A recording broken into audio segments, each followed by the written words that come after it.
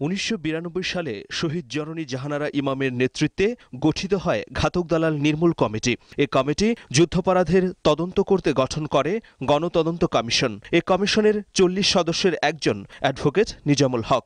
পরবর্তীতে তিনি হাইকোর্টের বিচারপতি হিসেবে নিয়োগ পান। সুপ্রিম কোর্ট কর্তৃক প্রণীত বিচারকদের আচরণবিধি 3-6 ঘ অনুযায়ী যখন বিচারক নিজে একজন সাক্ষী হন, তখন তাকে সেই বিচার কাজ থেকে প্রত্যাহার করে নেওয়া উচিত। এ বিধির উপর ভিত্তি করে আসামি পক্ষের আইনজীবীরা ট্রাইব্যুনালে একটি আবেদনও করেছেন। এর শুনানি হবে 13 নভেম্বর।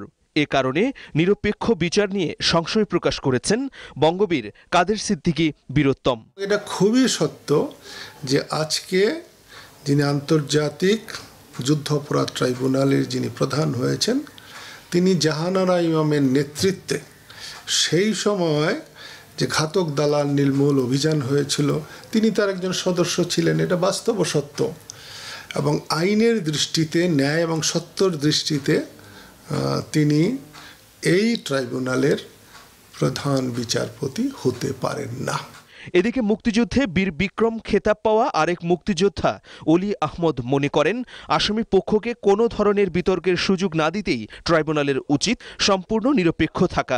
সেনসিটিভ বিষয় যুদ্ধ অপরাধ বা মানবতা বিরোধী অপরাধ, এখানে স্বচ্ছতা নিশ্চিত করতে হবে এবং কোর্টগুলি গ্রহণযোগ্যতা রাখতে হবে। সরকারও যদি চায় বিদেশ থেকে আইন বিশেষজ্ঞ নিয়ে আসতে পারে এবং যিনি আসামি সেও প্রয়োজন বোধে বিদেশ থেকে বিশেষজ্ঞ নিয়ে এসে তাকে ডিফেন্ড করার জন্য সুযোগ দিতে হবে। অর্থাৎ সমস্ত প্রক্রিয়াটাই শুধু বাংলাদেশের লোকের কাছে না, পৃথিবীর কাছে গ্রহণযোগ্য হতে হবে।